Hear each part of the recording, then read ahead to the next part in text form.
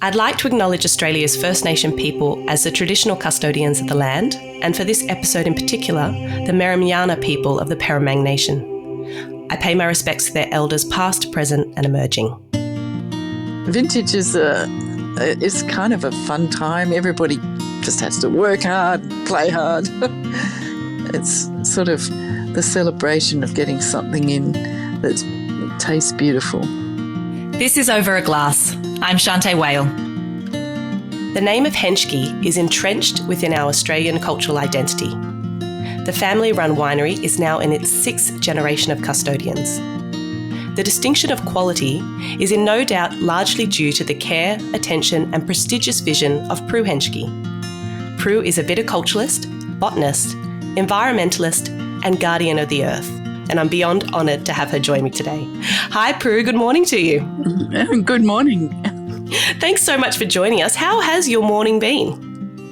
Well, I guess after a hectic family get-together yesterday, because Justine's new baby boy, George, is now on the scene. So we had a few more of the family come together and just celebrate George's arrival. Ooh, in the family. How exciting. A little freshy baby, and God, he is so gorgeous. I had a quick chat to Justine. And how is she doing? Oh, very well. Very well. For a little girl who didn't play with dolls, I think she's doing very well as a mum. Oh gosh, it just brings back so many memories, and I just think she looks like she's doing amazing.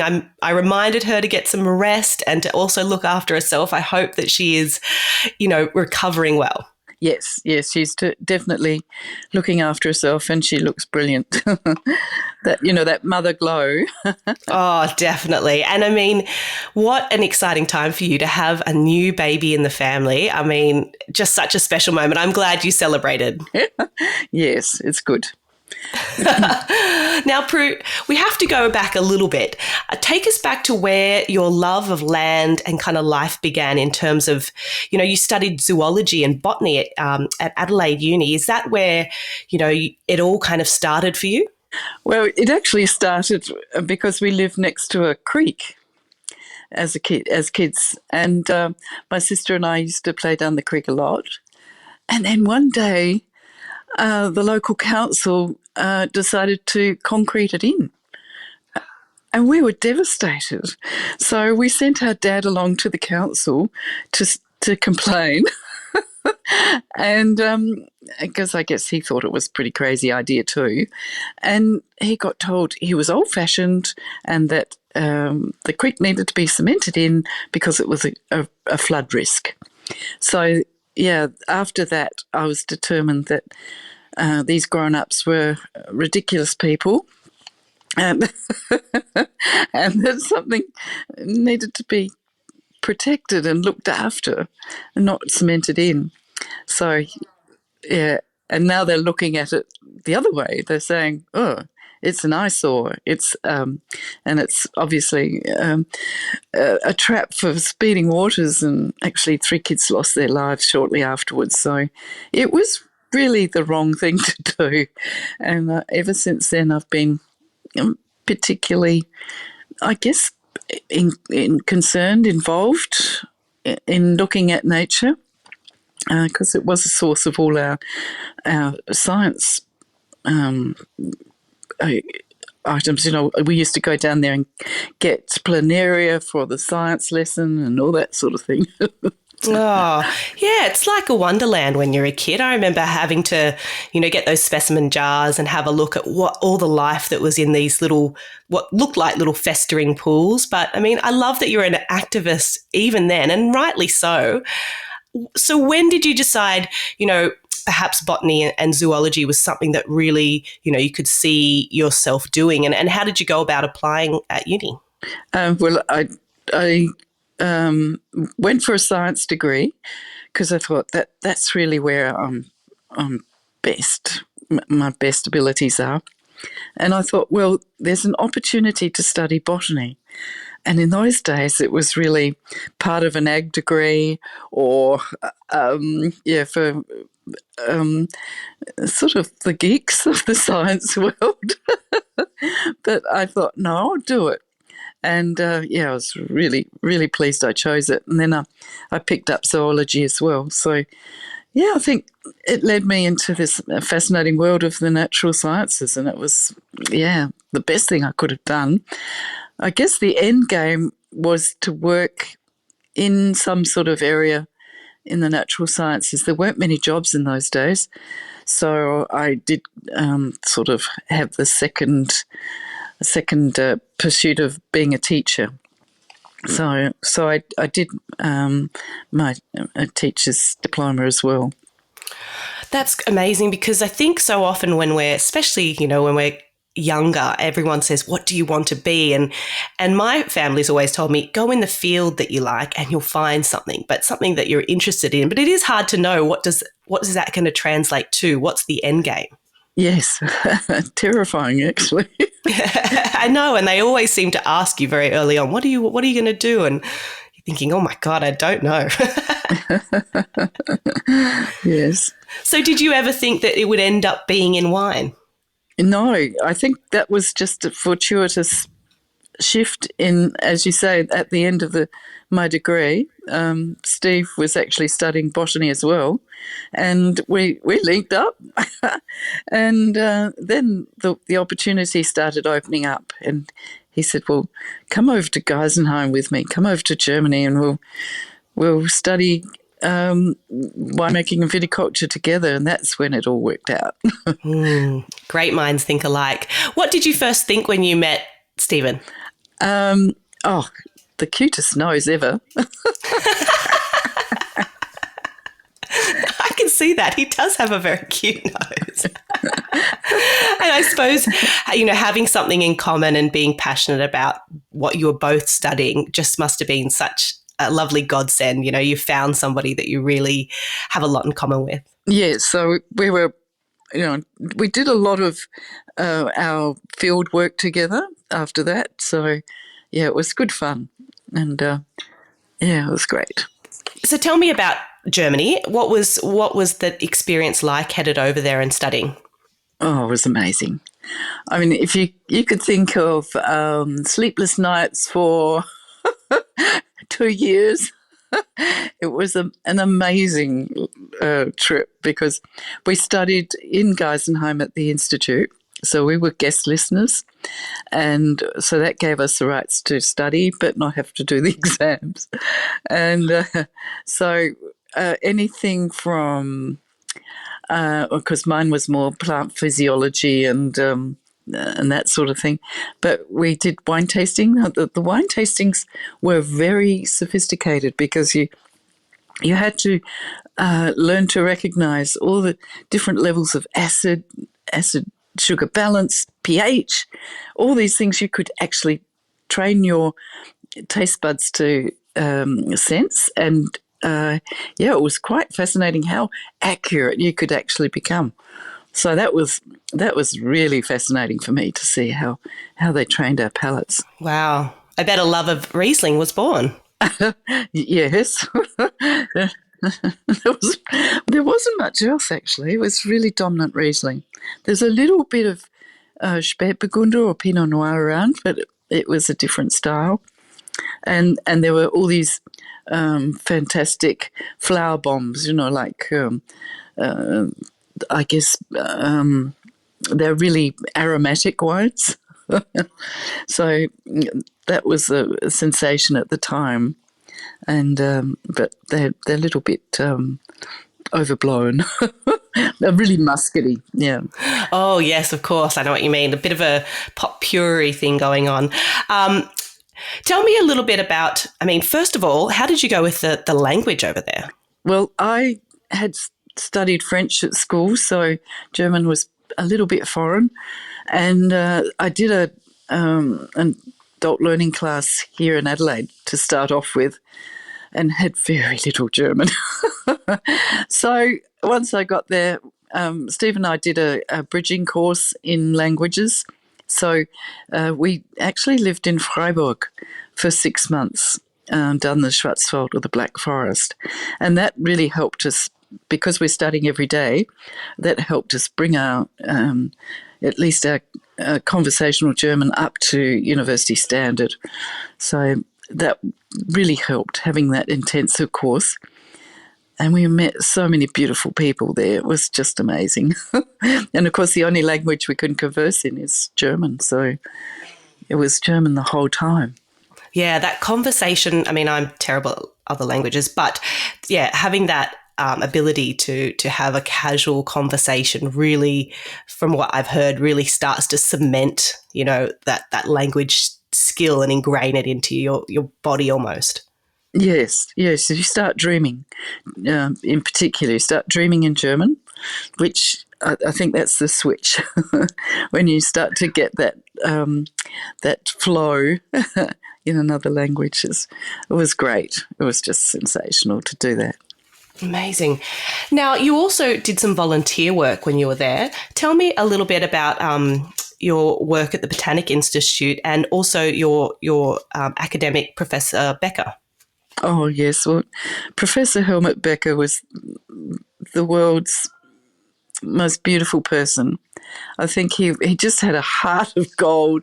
He would welcome people into the Institute, show them his wines, his new crosses.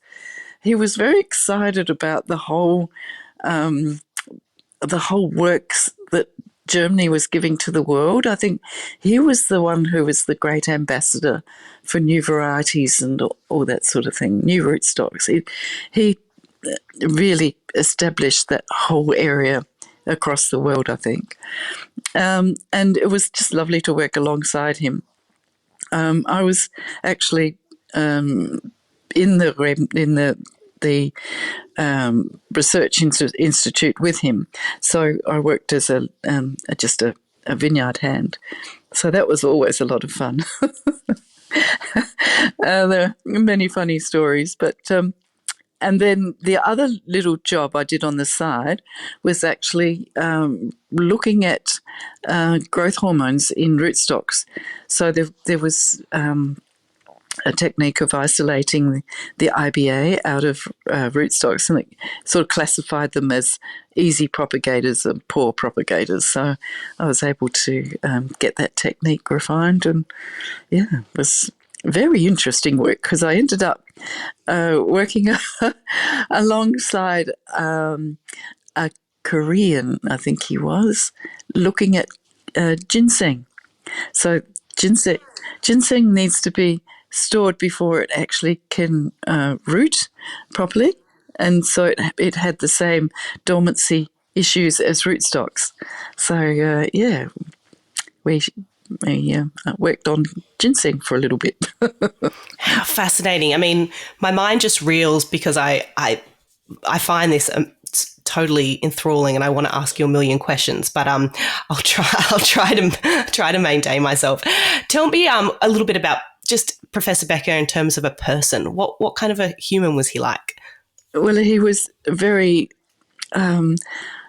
happy, very joyful person, and he'd walk in, and it was always, a very respectful "Guten Morgen," and then he'd pick on somebody and tell them a funny story, and it was just this wonderful level of happiness in that he had around him, and he always enjoyed entertaining people, and he used to joke about getting the red sect out for the Russians and take them up. And there was a hill behind Geisenheim called Rotenberg. So he said, I would take the Russians up to the Rotenberg and have the red sect. Roten sect. So he was like that. He was a very sort of well-spoken guy, but so friendly. And he actually... Yeah, he was, and he loved Australians. He loved to learn how to swear and all that sort of thing. but it didn't get much further than bloody. So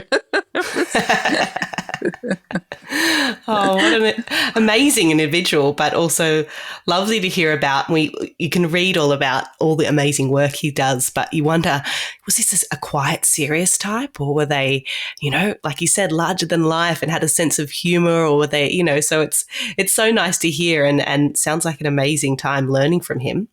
Let's fast forward a little bit to 1981. When you purchased the apple orchard in Lenswood. Tell me a little bit how that came about and what was the place like at that time? Well, when I came home from Germany, there was a job going at Roseworthy, and one of the big projects there was site selection. And I had a look at all the data and thought, well, that looks really interesting, to think we do have cool climates in Australia, and we do. And one's really on our doorstep.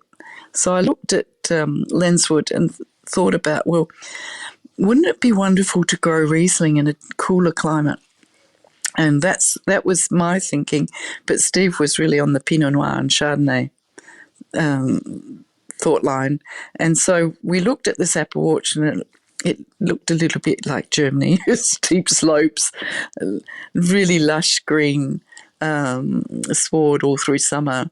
So it looked like we could do it. When we thought, well, we've had the experience in Germany, let's go for it.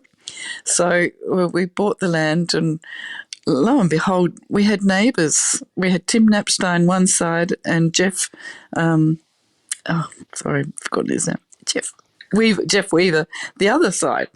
Yeah, and we all sort of landed in this one spot at the same time. and so then I ran the apple orchard for a couple of years just to cover, understand the ground, so what the actual soil was like, and where you could plant different varieties. So I was really having a good look at that while growing the apples, which I now grow my own because I don't think I'd ever love to grow apples commercially. It would be a nightmare as a career. And then we gradually transformed to grapes. So we planted a hectare of Riesling and a hectare of Chardonnay. In those days when Chardonnay was really hard to get.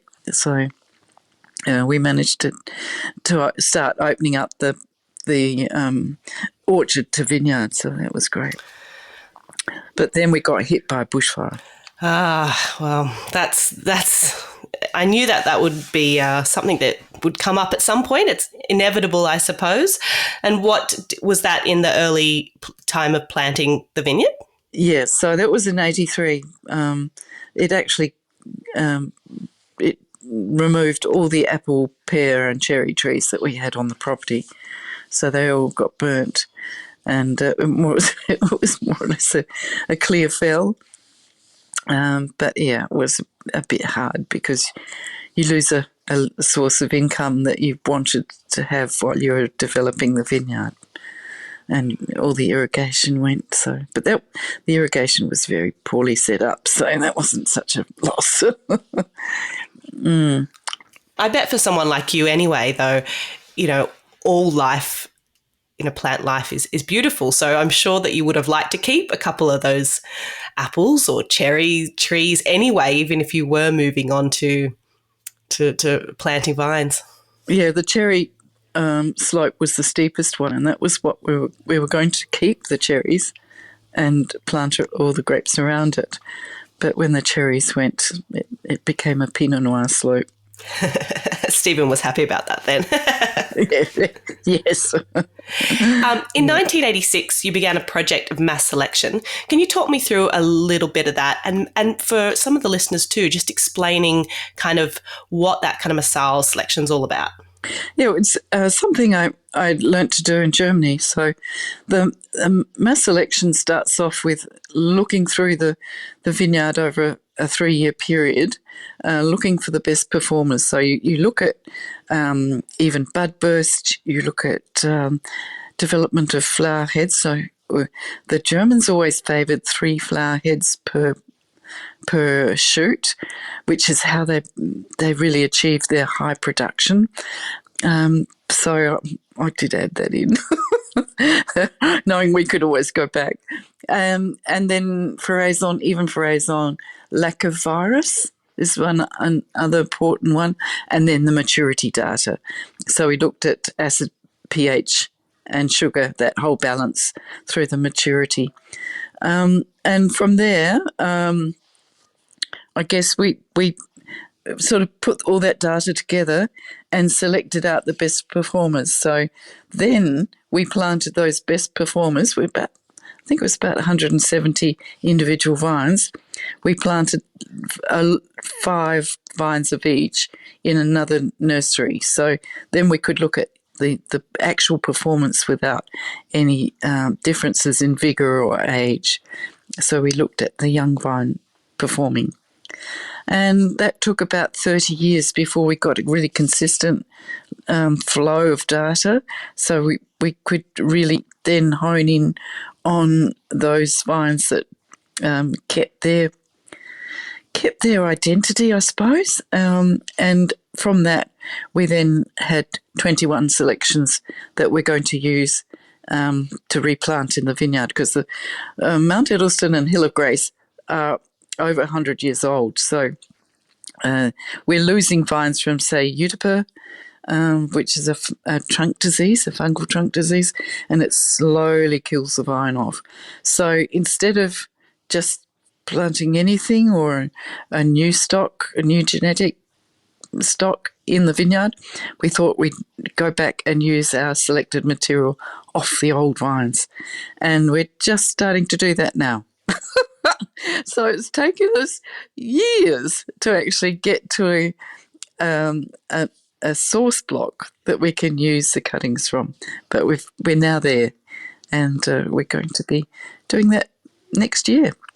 Oh, that's extremely exciting. And farming is the long game. So, and you know that more than anybody.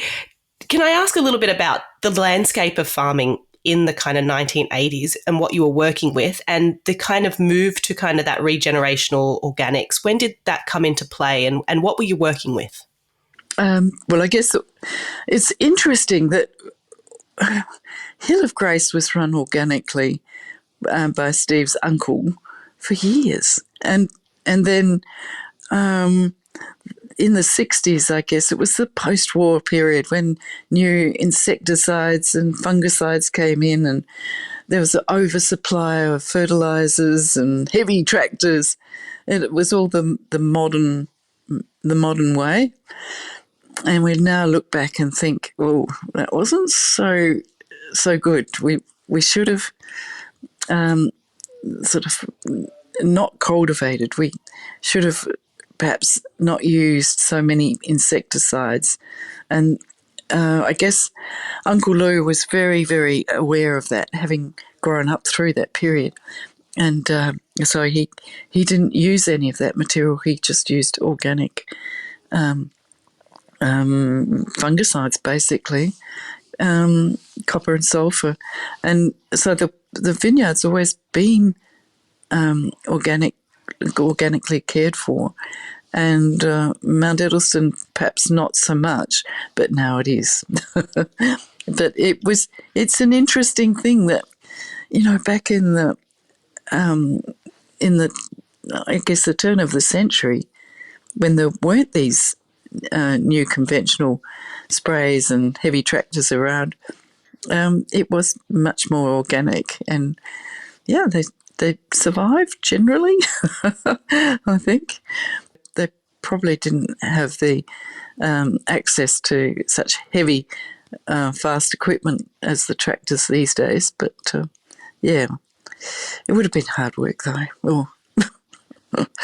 Yeah. Yes, definitely. And I mean, I suppose, you know, the world is subject to whether it be industry developments or, you know, the modern era. And in those 60s, like you said, at that time, they were coming up with, you know, butte, amazing fungicides that you've got to have. And unfortunately, you know, we all kind of took on this might be the future, and then we've learnt and gone backwards. But can you maybe give an example of how kind of organic farming or regenerational farming actually impacts or changes the flavour of wine? Because I think that is something that we don't often discuss, or we don't really, a lot of the time it's not, an example is not really made. Well, I think the best example that I can think of is the compost and straw mulch that we apply. So these vineyards are dry grown, and they were always dry grown in the past. So when we came to the 90s, there was a bit of a drought year, drought year. So in those warmer years, we actually developed a compost straw mulch cover under vine. And this is very much part of organics, or very much part of biodynamics, actually, to add compost to your soil. And what we saw was this evening out of the ripening. So we weren't getting, the vines weren't getting blasted by heat. They had an even ground temperature around the roots, and we saw less berry stress, less leaf fall. So there was a more even ripening. And I think you can see that in the wines. There's better balance, there's better sugar acid balance, and there's also better tannin development. And obviously the berries are whole, so they're not shriveling. So I think that really shows through in the wines. That very fact of looking after the soil, the root zone, with the biodynamic compost. Very important. And I think every gardener now knows about mycorrhizal fungi and and feeding the soil, not the roots. Yeah. I want to talk briefly a little bit about Hill of Grace. Stepping into the 4-hectare vineyard is almost an out-of-body experience for anyone that has done it. But I want to ask you, what kind of journey have you been on with those vines? 160-year-old vines now.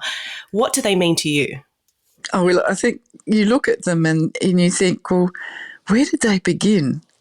Because you can see that they've been on a lower trellis. They've had their crown, or the head of the vines, been readjusted by so many pruners. But the most fascinating thing was we've doing this Italian soft pruning, or the Simonette and Search method of pruning. And the guys came out and did a lot of training with us. And they said, "Oh, can we go and see the Hill of Grace vineyards?" And there they say, it's there. That's what they've been doing. All the old pruners have been doing this technique. And it's basically looking after the sap flow from the underneath of the arms, and you can see the growing points and how clean that wood was, and they're terribly excited about it. And I could see that the old pruners again knew what they were doing, and we lost that somewhere in the 50s, when we're all saying, "Oh, pruning doesn't need so much special treatment. You just go in and you bang, bang, bang." And then machine pruning came in. I think that was the worst thing we could have ever done. But so it was interesting to see that the old method, which is now being reused, is part of that reason why those vines live so long. And it's a lovely vineyard, though, because of that history. And I guess you also find an occasional odd vine that's not Shiraz. And you think, "Oh, that's interesting. Where did that come from?" And so some of the really old table grapes turn up. So it's really interesting. Well, they're hearty little buggers, aren't they? Yeah. Oh, Shiraz is. I think back in when they started looking at what grape variety would suit the Australian conditions, the Busby selections and all that sort of thing, they've really favoured Shiraz because of its mid-ripening, beautiful flavours, beautiful tannins, and it's fascinating that they didn't select Cabernet. You know, why did they select Shiraz and not Cabernet Sauvignon? Because Cabernet's much later. So yeah, it's sort of our identity now, isn't it? Shiraz. Sure. Well, yeah, yes, I suppose. But it's so fascinating because you have so many beautiful sites. I think about, my relationship with your Rieslings over the years and at the part they've played on my family table. So I think about Johann's Garden and Grenache, the story that you have there. So I think, it is such a special wine because of its name and that beautiful site. But I think it's like, I'm a kid in a candy store when I look at your offerings because there's so many special places. But it's interesting because I think, a lot of people haven't had access to see vines that old and just the difference of looking at young vines and old vines. And you get to do that immersive experience. Do you have to be careful of how many people you're walking through the vineyard in terms of doing that experience? Yes, we only take small groups, I guess, and biosecurity is front and foremost for all those visitors. So they actually don't go right up to the vines. I think that's important that we keep those vines isolated from any vector of phylloxera. And that's our biggest concern, I guess, is that the people, traffic, vehicles, all that sort of thing, they can convey phylloxera. Phylloxera is a little bug that's now in Victoria, and it grows on the roots and causes the vine to die gradually. But the little buggers can last for 2 weeks without being in the soil. So being an insect, I guess they've just been they just able to survive without the conditions they usually live in for the 2 week period. So I think if you've got mud on your boots, it's the best way to convey it. Mud on the tyres of a vehicle, cuffs on your trousers even. So it's all a risk that we don't want to bring into the vineyard. No, I mean, and doing the washes and all those things you have to be careful about. But I mean, not having phylloxera in many parts of Australia is miraculous, and it's I can see why it's such a huge concern and why you need to be absolutely rigorous in your precautions. Yes, and I think that's, as you say, it is Australia-wide, this prevention protocols, certainly for all vineyards. And, I think it's sort of an Australian, it shows up the tenacity of the Australians in a way to prevent that spread. Because in New Zealand it wasn't quite the same.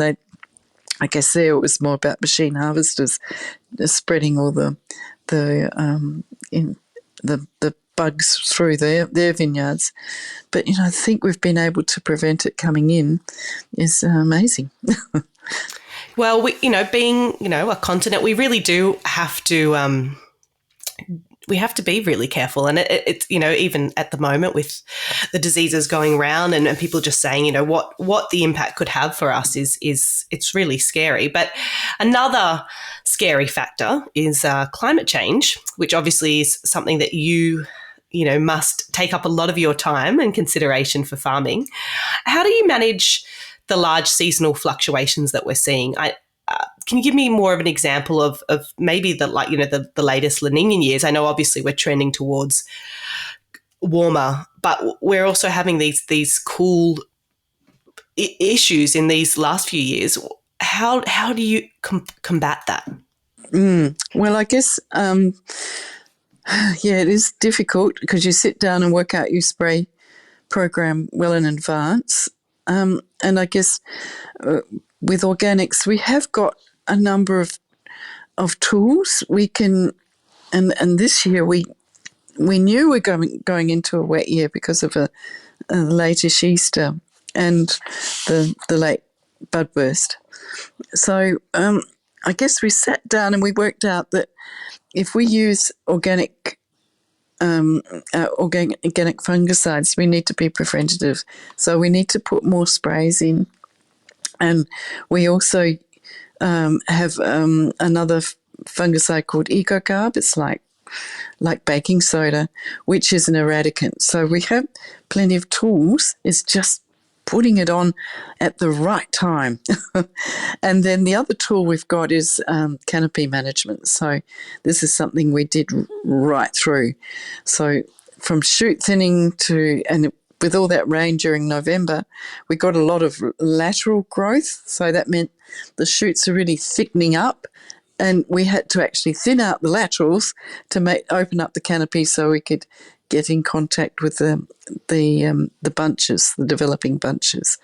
So there was a lot of handwork, and a lot of just thinning out the canopy, and then after floraison, then you have to go through and thin out bunches that are touching, because botrytis is your next enemy, and depending on how much rain you get through vintage, and it came. We survived, I think, very well.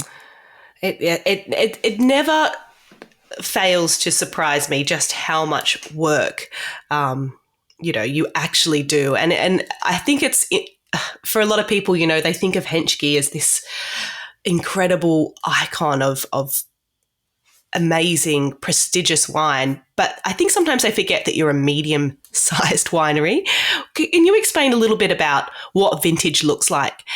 The team that you're working with. Are you getting, people from overseas coming and doing some, Yes.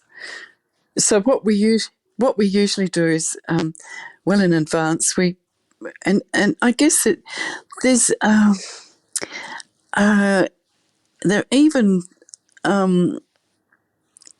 there are old folk songs in Germany that talk about the travelling apprentices.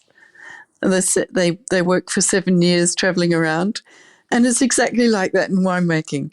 You have people all over the world, winemakers, trained winemakers, who are looking for that experience in another area, another region. And so this year we had 3 French winemakers join us. So that was, and 2 young lads who had just finished their training at Waite. So you bolster up your team with some wonderful professionals. I mean, they have to be called professionals because they've done the study, they've worked in a winery, and they just bring so much into your vintage. It's phenomenal. So they bring new techniques, and they're the kind of people who just allow you to work through a huge workload at vintage time. And we had the most successful vintage this year. It was just wonderful with the people we had, yeah. And they also helped out because they arrived early. They helped out in the vineyard too. So they were very important players in thinning out all the bunches, getting ready for vintage as well. Well, that must have been amazing for them to get in and have that experience, let alone all the stuff that happens in the winery as well. I imagine the wait list to do a vintage at Henschke must be decades long. Yeah. Well, I guess, yeah, it depends. It is a selection process. But yeah, it's sight unseen a bit. But we've been very lucky. We've had the most beautiful people, honestly. Oh, that's lovely to hear, because I mean they do add a lot to the dynamic, don't they, of just what that experience is like, and because they're long days and a lot of work. Yes, and they're fun people. They're always, there's a different story. There's a different dynamic.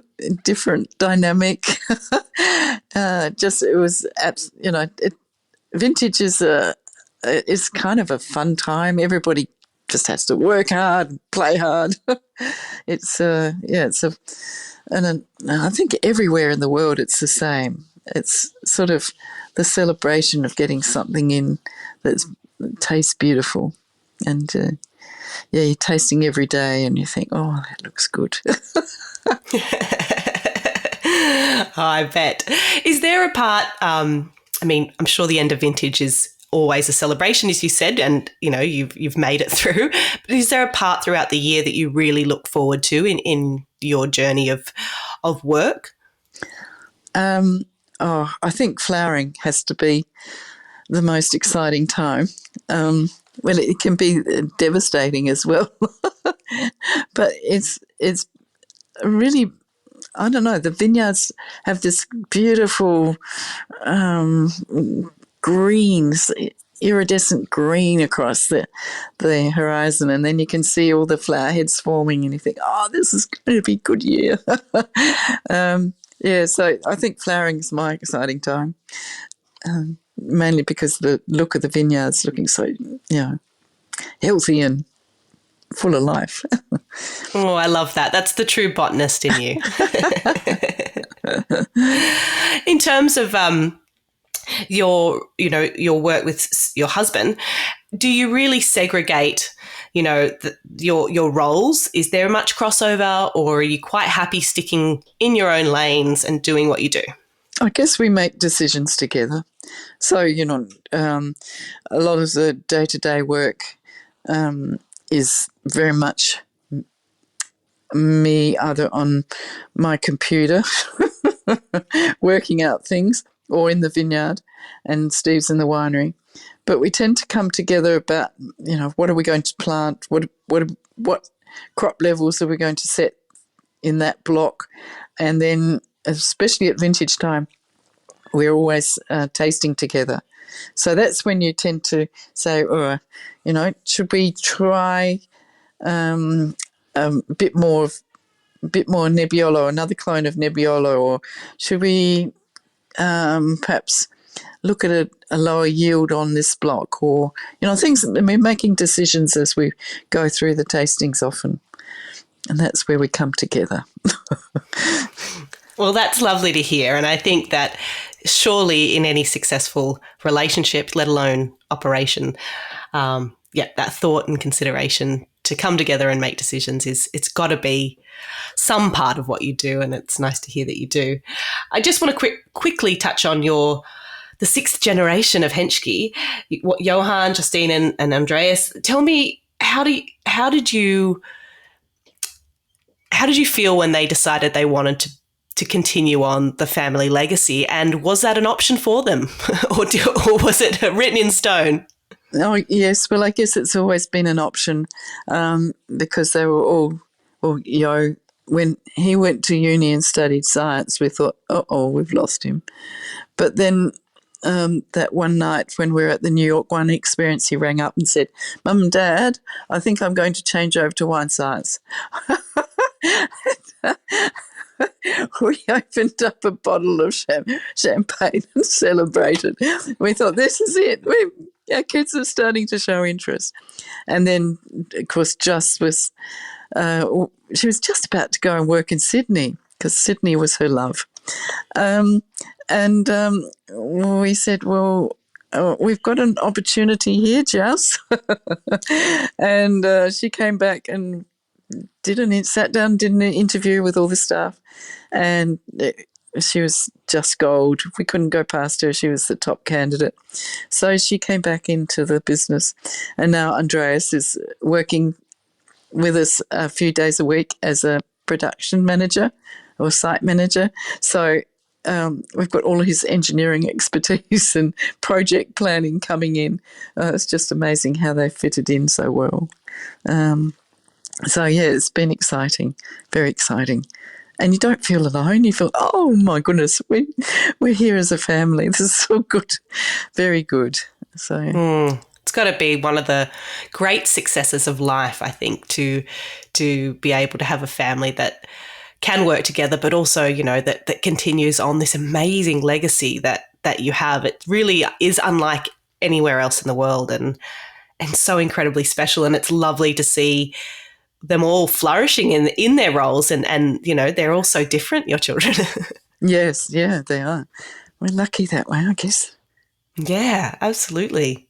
It's definitely lucky, because you never know. Yes, you never know what the genetics are going to bring you. So true. Prue, I'd love to know, if you could only drink 3 beverages for the rest of your life, what would they be and why? Oh, well, I think definitely champagne sparkling wine, number one. And then after that, a good red. It doesn't matter what variety. It just has to be a good red. And then botrytis. Oh, we tasted the most beautiful botrytis wines in Germany. And, yeah, it was pretty exciting to see how the flavours develop. Oh, of course. Because of the fungus. Yeah, and do you know that's the first time anyone said that actually on the podcast, but it makes sense, because if you look at some of those Trockenbeer and lazy wines, they're just sublime, aren't they? And they just live forever as well. Yes, they do. And it's because of a fungus. You think, this is ridiculous. We need a bit of everything. We need the funky, and we need the pristine. We need a bit of everything in life, and so that's a good example of something that's a bit grotty but can be wonderful. Yes, and we had one of those ferments this year. Actually, we've got it going still at the moment. We've got a Semillon botrytis.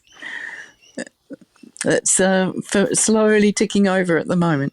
Yes, I've poured that at Keef, and it's not that particular one, obviously, but it's a beautiful wine. And you've got so many things going on. In fact, you were talking about Tempranillo that you were about to drink today, perhaps? Yes. So I guess because of that experience in Germany, the different varieties that are around the place really fascinate me. So we've had an opportunity to look at different varieties at Eden Valley. So we've got this lovely slope of Nebbiolo, Graziano, Tempranillo and Barbera. And each variety gives us this amazing picture into a more savoury style. And I think that's what I was looking for with Steve. But just looking at a more savoury style that we could produce, and it's working really well. So Tempranillo is one of those. And of course, now that Johan's married to Angela, she's Spanish, we have this amazing connection with Spain. and her family's involved in winemaking. So we get to see the pure expression of Tempranillo, and their property is actually biodynamic as well. It's amazing to watch these people work on biodynamics in a wetter, colder climate.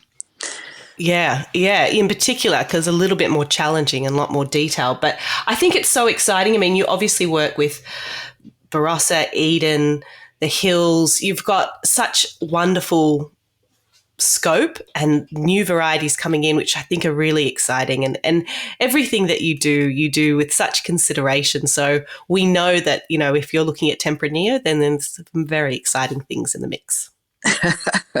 Yes. Yeah. Prue, your work, your approach, your philosophies are why I'm so enamoured with the world of wine. Thank you for your precious time today, and thank you for all that you do to better the land and our country. It's just such an honour to have you spend a little bit of your time with me today. Oh, thank you. It's great to talk. This is Over a Glass. I'm Shanteh Wale. Stay tuned for more stories from the world of wine and drinks. Listen in every Thursday on your podcast app. Follow us on Instagram at overaglasspod and contact us at overaglass@deepintheweeds.com.au.